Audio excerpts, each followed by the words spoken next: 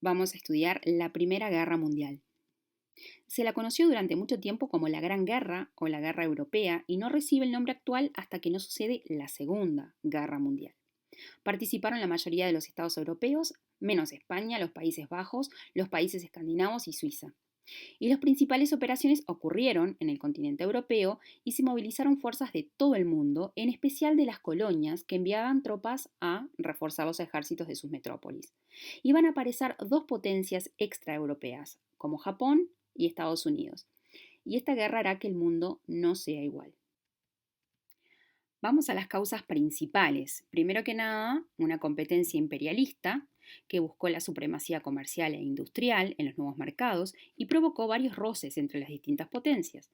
Nosotros vimos cómo los planes de cada país europeo que tenían en África, ¿verdad? La necesidad de Francia de extenderse desde el Océano Atlántico al Índico, pero se veía interrumpido por los deseos de Inglaterra de hacer un imperio de norte a sur, que a su vez se venía interrumpido por la potencia alemana, que cada vez se industrializaba más y velozmente y socavaba los planes de las demás potencias europeas. Bueno, todos esos problemas, todos esos roces se van a hacer cada vez más comunes.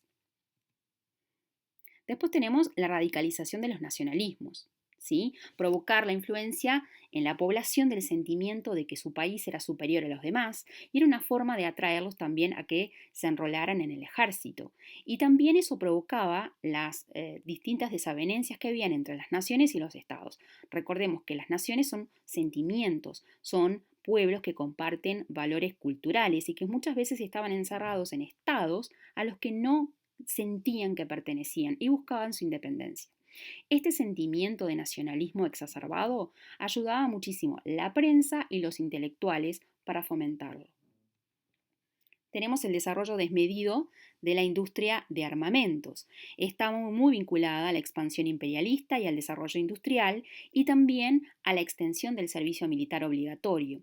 Y cada país gastaba fortunas en armarse cada vez más, por lo tanto Europa vivía una paz armada, un momento de tensión muy importante. No hay que olvidar las zonas de tensión, por ejemplo la zona de los Balcanes, donde habían minorías nacionales como serbios, croatas y eslovenos que aspiraban a independizarse de Austria-Hungría. Y además estaba la ambición de Rusia de controlar esos países para poder acceder a las aguas cálidas del mar Mediterráneo para poder sacar sus productos.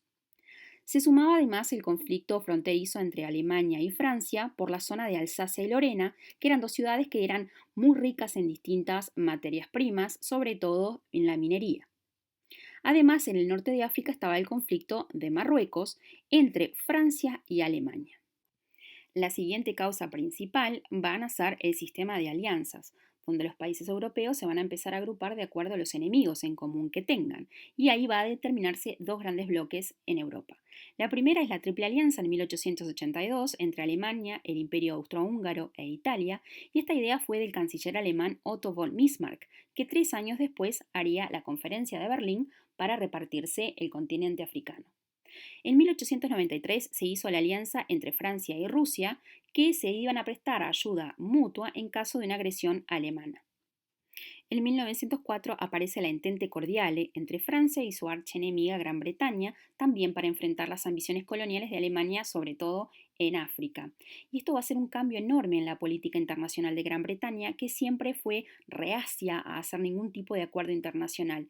Pero ahora Gran Bretaña ya no corría con la ventaja de tener una armada superior a todos los barcos del mundo. Ahora Alemania le estaba siguiendo a pasos agigantados. En 1907 aparece el acuerdo entre Inglaterra y los rusos, también para resolver sus problemas que tenían en Asia Central, y lo hacía porque en 1905 el Imperio ruso había sufrido una derrota espantosa contra los japoneses y ya no representaba un peligro para Gran Bretaña. Pero en 1907 se va a formar la Triple Entente entre Francia, Rusia y Gran Bretaña, juntas en contra de Alemania. Así tenemos a las dos grandes alianzas, la Triple Alianza y la Triple Entente. Allí vemos el mapa de las dos alianzas. Pero ahora vamos a ver la causa secundaria, que fue el asesinato del archiduque Francisco Fernando, que iba a ser el heredero al trono de Austria-Hungría. El emperador de Austria-Hungría era el emperador Francisco José, Su hijo había muerto en unas circunstancias muy particulares, le iba a heredar el trono a su hermano, quien muere también, por lo tanto va a heredar su sobrino, que era Francisco Fernando. Un hombre muy distinto a su tío, que tenía ideas más progresistas, que quería llegar a una paz con las distintas naciones dentro del imperio, pero todos sus planes se van a ver frustrados. Él es Gabrielo Príncipe, quien va a asesinar al archiduque Francisco Fernando y a su esposa Sofía el 28 de junio de 1917. Tenía tan solo 19 años y al parecer era parte de un movimiento terrorista llamado La Muerte o Mano Negra y los va a asesinar en una visita oficial a Sarajevo, la capital de Bosnia y Herzegovina. Acá vemos a Francisco Fernando, a su esposa Sofía y al emperador Francisco José. El emperador nunca quiso que se casara con Sofía y no permitía que sus hijos heredaran el trono, pero el matrimonio era feliz y por fin Francisco Fernando iba a poder llevar a su mujer a una visita oficial a Sarajevo el día de su aniversario de bodas.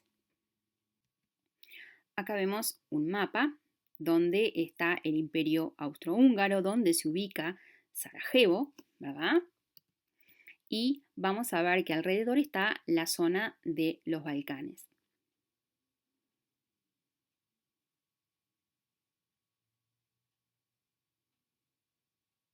Este es un video real, colorizado digitalmente, cuando llega de visita oficial tanto Francisco Fernando como su esposa y que minutos antes habían tenido un ataque por parte de Mano Negra con una granada que había fallado, que había rebotado y que mató a personas e hirió a muchas, pero a ellos no. Y más, Gabrielo Príncipe tuvo la oportunidad de dispararles, pero se acobardó. Cuando salen de dar el discurso, piden por favor ir a visitar al hospital a los heridos, pero nadie le avisa al chofer de que tenían que cambiar de planes. Este es el recorrido que tendrían que haber hecho, además para cuidarlos, pero no sabía el chofer, por lo tanto tomó la ruta que tenían prevista. Justo allí se encontraba Gabrielo Príncipe, que estaba muy apesadumbrado porque no se había animado a disparar en el momento que tuvo, y sin querer, como un regalo, vio que se detenía frente de sí el auto con el emperador, porque justamente se pararon para poder cambiar de ruta, porque se dieron cuenta que tenían que cambiar de logística. Y ahí sí no perdió el tiempo y asesinó tanto a Francisco Fernando como a su esposa Sofía.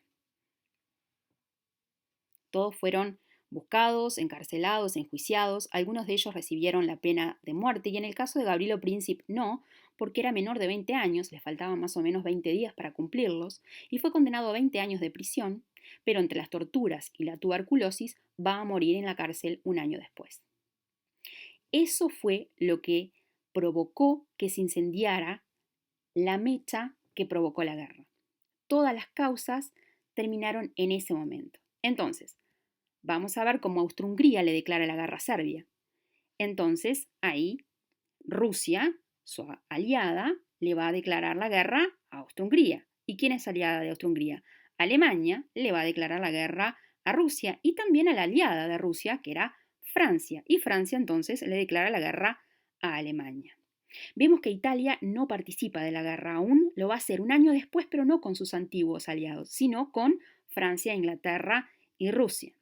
E Inglaterra no va a participar en la guerra hasta que los primeros pasos que toma Alemania en la guerra, que es invadir un país neutral como Bélgica. Por lo tanto, vemos el mapa así. Así van a participar. La triple alianza entre el Imperio Alemán, el Imperio Austrohúngaro, al que se le va a unir Bulgaria y el Imperio Otomano, que hoy vendría a ser Turquía.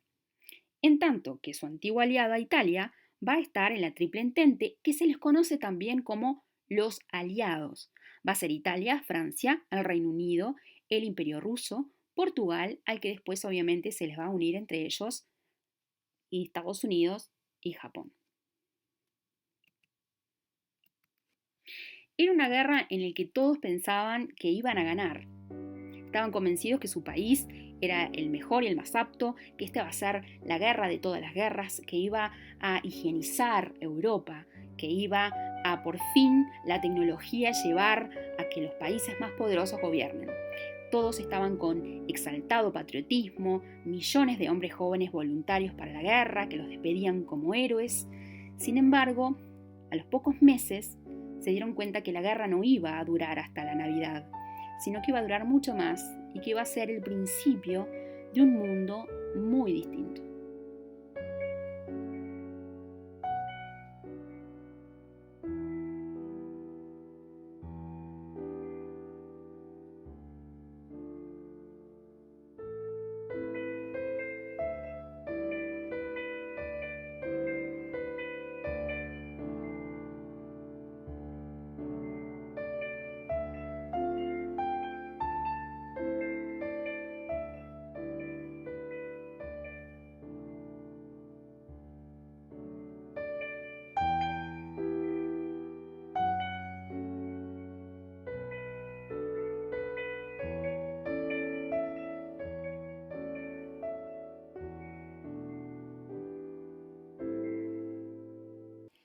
Pero primero miremos los uniformes. Así se vestían los franceses, primero en 1914 y a partir de 1915. Así el Reino Unido, a partir del 14 y luego a partir de 1916. Los alemanes, desde el 14 y a partir de 1916. Los rusos y los norteamericanos. La primera etapa de la guerra se conoce como Guerra de Movimientos y comienza en 1914. Recordemos que la guerra comienza cuando Austria-Hungría le declara la guerra a Serbia. Inmediatamente los alemanes emplean su plan Schnepfen, o conocido como Guerra Relámpago, porque su primer gran objetivo era destruir Francia, pero para eso tenía que pasar por un país neutral como era Bélgica, y así lo hace. Acá vemos al ejército belga tratando de detener a los alemanes que ingresaban a su territorio. A pesar de que es un país muy pequeño, logró, con mucho esfuerzo, detener en algunos momentos a los alemanes y provocar algunas bajas, sobre todo gracias a los francotiradores, lo que provocó gran odio por parte de los alemanes, que cada vez que ingresaban a territorio belga, como en este momento, asesinaban a cientos de civiles como represalia. Eso hacía que los civiles que sobrevivían huyeran desesperados a Francia, que así conocían de primera mano el horror del ejército alemán.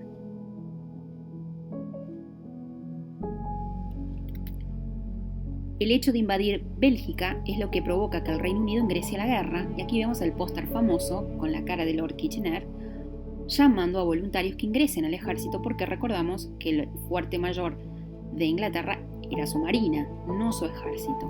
Pero aquí vemos a miles de voluntarios para la guerra.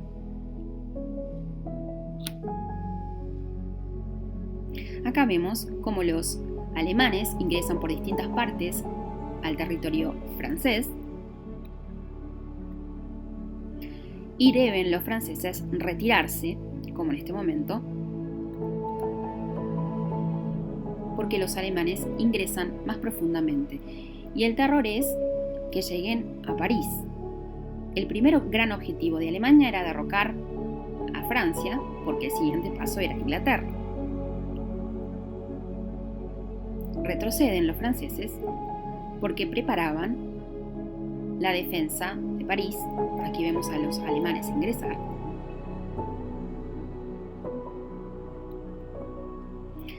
Pero deben pasar antes por el río Marne, y es allí donde el capitán Joffre, que está al frente de todos los ejércitos franceses, plantea la defensa.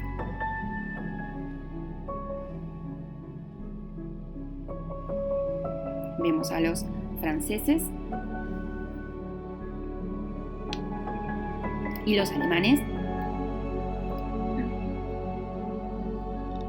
yendo a encontrarse a Marne. Un giro inesperado de esto es que en el campo de batalla los franceses van a ser traídos, muchos soldados, con taxis Renault.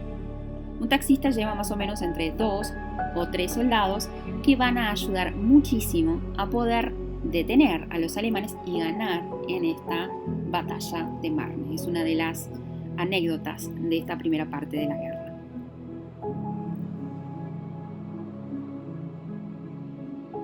Aquí vemos a los alemanes dirigiéndose a Marne.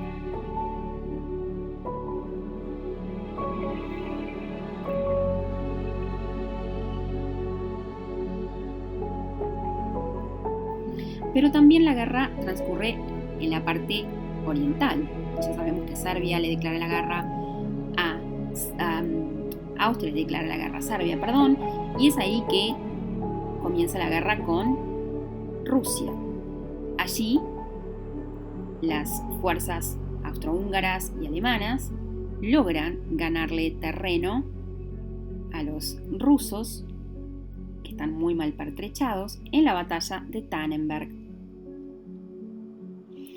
Duras batallas que lo que hacen es que dejan a la vista lo precario de todo el armamento, de la alimentación, de la vestimenta de los rusos, y logran no solamente vencer, sino que tener más de 50.000 prisioneros de guerra a los rusos.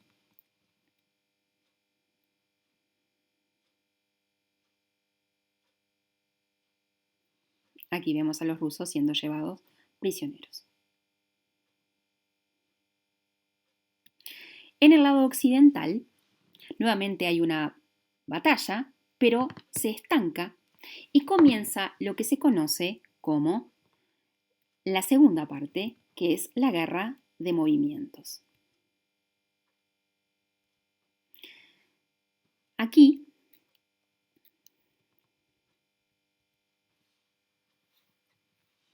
la guerra de posición o guerra de trincheras es la segunda parte de la guerra. Ya vimos cómo los alemanes ingresan a Francia por Bélgica, ingresan por su frontera directo donde tenían Alsacia y Lorena, logran ingresar pero son detenidos por los franceses y también en Ypres por la ayuda de las fuerzas británicas. Y en ese momento se estanca la guerra y comienzan los alemanes rápido a hacer trincheras, a cavar en el territorio. Vemos aquí todos los kilómetros que llegan hasta Suiza, y son kilómetros, pero al adelantarse, al hacerlo primero, los alemanes eligen los mejores lugares, los lugares que están más elevados, lo que provoca, ¿verdad?, que los demás lo tengan que hacer en lugares peores. Los franceses iban a ayudar a los ingleses y empiezan a cavar en la tierra para hacer todo este sistema de defensa, que lo que provoca es que la guerra se estanque y sea absolutamente mortífero. Miremos las distintas partes que tenía una trinchera. Tenemos la trinchera en primera línea, que son los que están primero observando, y podemos saber bien cómo se defendía ese lugar. Vemos la segunda parte, que es una trinchera de soporte, donde por ahí hacia abajo subterráneamente vienen refuerzos, sacan heridos, dan alimentación, entre otras cosas. Después tenemos la trinchera de reserva, donde también descansan muchos de ellos, también curan heridos, viene la alimentación en otros lados, ¿verdad? Y vemos que acá es lo que se llama terreno de nadie, ¿verdad? Que es cuando es el pedacito de tierra en el que se pelea, que puede ser muchos metros, pueden ser 800 metros o un territorio irrisorio, pero del que durante mucho tiempo están esperando a ver quién ataca primero. Aquí serían más o menos las partes que tendría la primera parte de la trinchera, ¿verdad? Tenemos obviamente estos sacos de arena que dan estabilidad, tenemos el soldado que vigila los lugares de descanso, vemos también los alambres de púa, ratas, que es una de las cosas que más había, además del barro y de la mala alimentación, del frío y la lluvia, ratas por doquier que terminaban hiriendo a los propios soldados. Era uno de los grandes problemas que tenían cavar, ¿verdad?, en el lodo, que por cierto destruía miles y miles de kilómetros de campos de cultivo, ¿verdad? Y obviamente que este es el terreno en el que se disputan con los otros, con la otra trinchera que está al frente. Vamos a ver una escena de una película que retrata más o menos cómo es el ataque, cómo están allí en las trincheras, ¿vieron? Cuando se podía se trataba de poner en el piso madera, pero la mayor parte del tiempo era barro. Y alguien empieza, ¿verdad?, con el ataque. Es un asalto y allí salen por ese pedazo de tierra. Esperan a que el otro también lo haga. Vemos unos alambres de púa, muchas veces pueden haber. Recuerden que en esta época una de las armas favoritas eran los gases, ¿verdad?, tóxicos, metralletas, tanques. Y los primeros saben que eran carne de cañón. Los primeros casi siempre eran los primeros en morir. Por eso esta guerra, cuando se estanca en 1915, fines de 1914, principio de 1915, las trincheras provocan que la guerra se alargue en el tiempo y sea absolutamente una carnicería por solamente unos metros de tierra.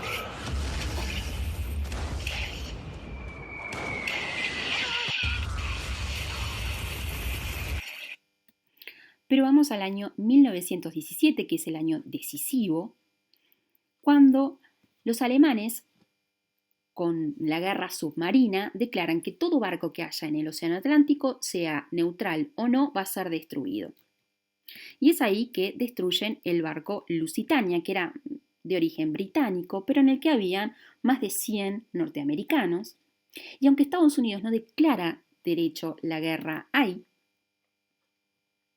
lo va a hacer cuando se entere que los alemanes están poniendo sus ojos en que México le declare la guerra a Estados Unidos, y es ahí que sí, el presidente Wilson, que aquí lo vemos, luego de ser reelecto en 1916, le declare la guerra el 6 de abril de 1917, porque los alemanes siguieron bombardeando barcos estadounidenses.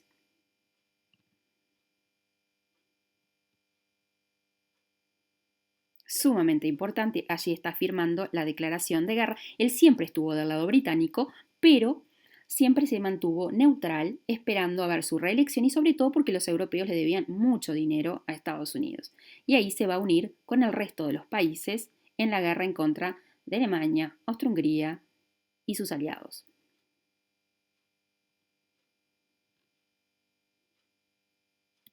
Pero también es el año decisivo porque a la entrada de Estados Unidos se le suma la salida de Rusia de la guerra. Rusia, ese imperio enorme que tenía una monarquía atrasada.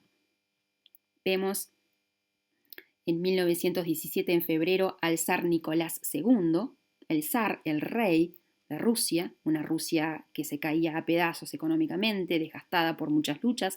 Encima se metió en esta Primera Guerra Mundial, donde las muertes eran gigantescas por frío, por hambre, por la propia guerra, que parecía no tener fin. Pero ¿qué sucede? Va a haber una revolución dentro de la propia Rusia, muchas personas desertaban del ejército, la gente pedía paz y pan, y siempre se mandaba a matar a esos civiles que protestaban, pero una vez el ejército va a decir que no, y se va a sumar a la Revolución de Febrero, la primera Revolución de Febrero de 1917, que luego va a venir una en octubre, y se va a firmar la paz de Brest-Litovsk en marzo de 1918, cuando van a ser los comunistas bolcheviques que ganen la revolución en octubre. Y por eso en 1918 se retorna a la guerra de movimientos. Aquí vemos al general Foch, que va a ser el general que lleva adelante la última parte de la guerra, un general francés que lleva adelante el conjunto de los demás ejércitos. ¿Y qué pasa? Alemania, que ya estaba libre porque en su lado oriental había vencido a Rusia, en realidad Rusia había salido de la guerra, y se apronta a tener todo su esfuerzo en el lado occidental, y viene la segunda batalla de Marne, pero ahí ingleses, franceses y estadounidenses logran vencer a los alemanes. Además, hay victorias en el frente italiano, en los Balcanes, vencen a Turquía, que era muy importante para proveer petróleo a Alemania. También Bulgaria va a ser vencida y firma su capitulación el 29 de septiembre de 1918. También lo va a hacer Austria el 4 de noviembre. Y solo faltaba Alemania. El 9 de noviembre, el Kaiser Guillermo II abdica, el rey del Imperio Alemán, y el 11 de noviembre a las 5:20 horas se firma en el bosque de Champagne, en un tren, en un vagón de un tren, se firma la capitulación de Alemania. Es el fin de la guerra para Alemania y es el fin de la Primera Guerra Mundial. Y el vagón de ese tren no lo van a olvidar los alemanes. Y alguien que tampoco lo va a olvidar va a ser Hitler cuando esté al frente de la Segunda Guerra Mundial. Sabemos que es una guerra muy especial, con armamento de primera tecnología para la época, como ametralladoras, las máscaras de gas, porque el gas va a ser una de las armas letales que va a tener, primero empleado por los franceses, también por los alemanes. Los aviones, que hacía muy poco tiempo que habían sido inventados por los hermanos Wright, van a tener un papel destacado en la guerra. También el dirigible, sobre todo para observación. Los tanques, tan especiales, sobre todo para los aliados, y los submarinos, que sabemos la importancia que tuvo a la hora de la guerra, sobre todo para los alemanes. Sabemos que el 11 de noviembre de 1918 Alemania es vencida, firma el armisticio en ese vagón de tren que va a tener tanta importancia en el futuro, en el bosque de Compiègne, y allí empieza la carrera para ver qué se va a hacer con Alemania. Se reúnen los cuatro, el Consejo de los cuatro dirigentes políticos más importantes, Clemenceau en Francia, Orlando de Italia, Lloyd George de Gran Bretaña y Wilson de Estados Unidos. Allí empiezan las primeras conversaciones para ver qué va a pasar con Alemania. Wilson va con la propuesta de los 14 puntos, que buscaba una relación entre los países acorde a los nuevos tiempos, donde se permitiera llegar a resoluciones pacíficas, realizar una institución internacional para prevenir conflictos futuros, buscar la de libre determinación de los pueblos, tan importante para las naciones que buscaban su independencia, y trataba de que el castigo a Alemania no fuera tan grande, algo que compartía también el británico Lloyd George. Pero Orlando de Italia, que exigía muchas tierras para compensar su esfuerzo de la guerra, y Georges Clemenceau de Francia, que decía, al ser Francia un país tan perjudicado por esta guerra, quería que fuera Francia especialmente beneficiada por las reparaciones de guerra. Pero el 28 de junio de 1919 se reúnen y de ahí sale el Tratado de Versalles, 50 países, entre ellos el ministro de Relaciones Exteriores de Uruguay, que se llamaba Juan Antonio Buero, que tenía 31 años, y allí se discute el futuro de Alemania. Va a ser en el Salón de los Espejos en Versalles, donde en 1871 Alemania humilló a Francia en una guerra que le ganó, y ahora le tocaba el turno a Alemania. Los vencedores no fueron reconocidos para participar, solamente Alemania se lo invitó de último para saber cuál iba a ser la resolución, y sobre todo molestó este artículo, el 231, donde especificaba que Alemania era la única culpable de la guerra y que por lo tanto, como tal, iba a recibir sanciones. Alemania termina perdiendo 10% de su población, 13% de su territorio, todas las colonias que tenía y gran parte del ejército. Es decir, que las resoluciones fueron así. Alemania, considerada como la única responsable de la guerra, y había dos posturas, la francesa, que era de intransigencia, y la de Gran Bretaña y Estados Unidos, que querían ser más flexibles. Termina ganando la posición francesa.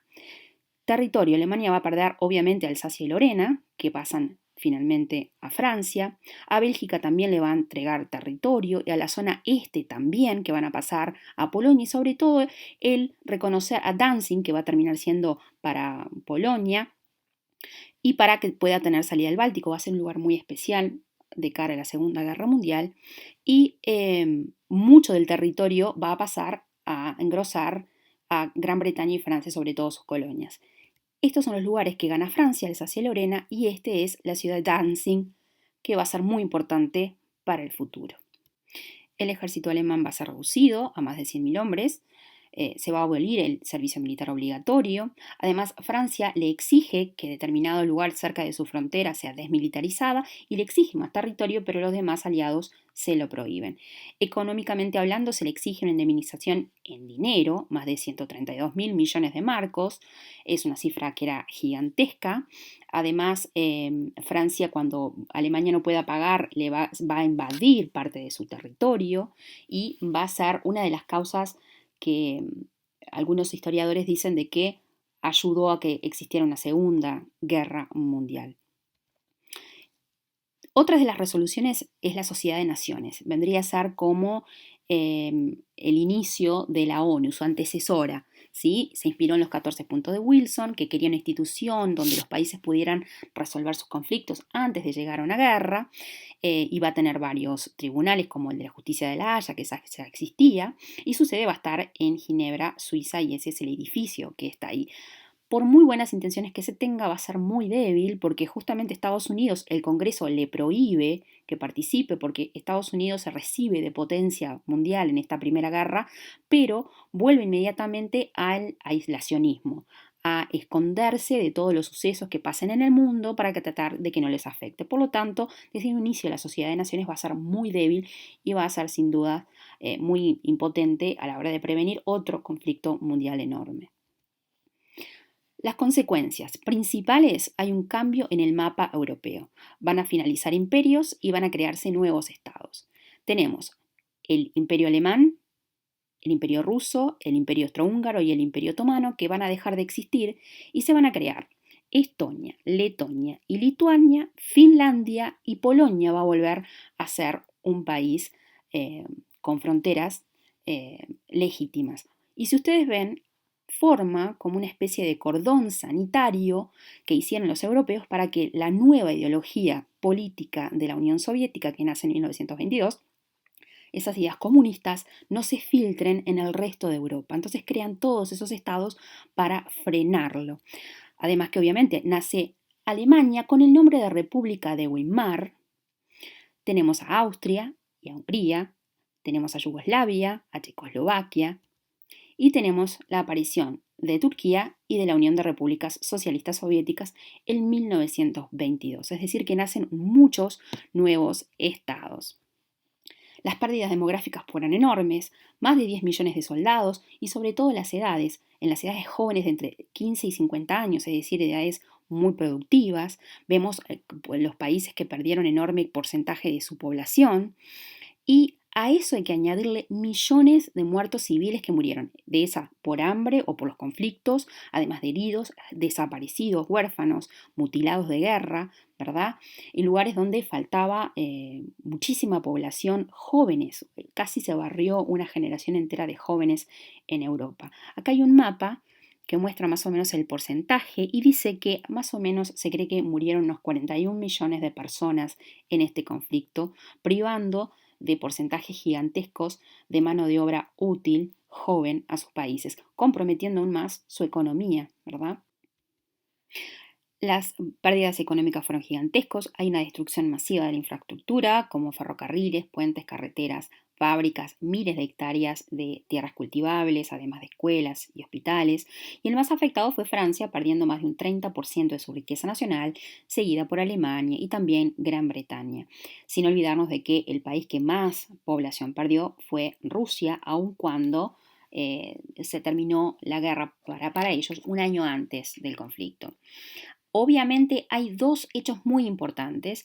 Se perdieron mercados para los productos europeos. Obviamente la economía europea va a sufrir enormemente y va a sentirse la competencia de estos dos países industrializados como Estados Unidos y Japón. Y otro hecho muy importante.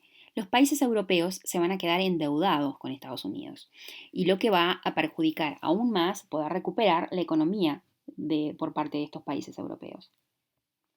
En cuanto a la sociedad, bueno, el papel destacado de las mujeres que van a tener que salir a trabajar en lugares donde antes estaban los hombres. Y otra cosa muy importante es que esos movimientos van a hacer que la mujer exija lugares de trabajo, para educación, votar, ¿verdad? La mujer sufragista va a seguir su campaña para poder votar. Si pueden trabajar como los hombres, también van a poder votar.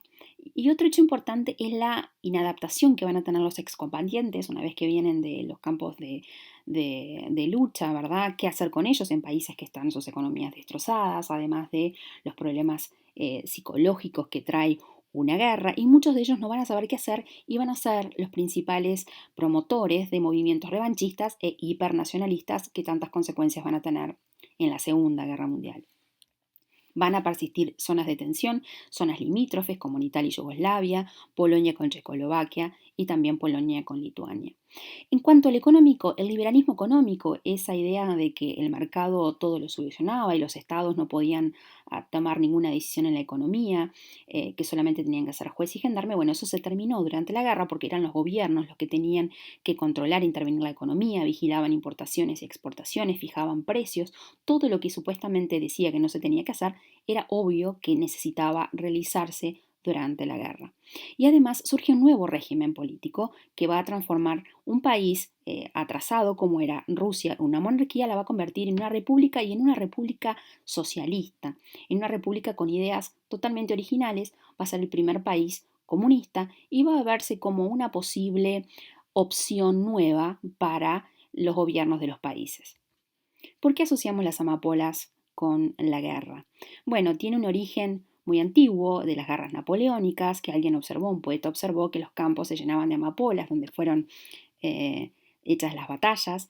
Y bueno, todos los 11 de noviembre en Gran Bretaña se conmemora la pérdida de vidas en la Primera Guerra Mundial, así como en las otras guerras que participó Gran Bretaña, como la Segunda Guerra Mundial, la Guerra de las Malvinas y la Guerra del Golfo, y se hacen unas amapolas, las poppies, y como símbolo, ¿verdad?, de recuerdo a esas víctimas, y también se hace en Somme, en Francia, en un agujero, en un cráter que dejó una bomba alemana, y se hacen allí los homenajes con esta flor.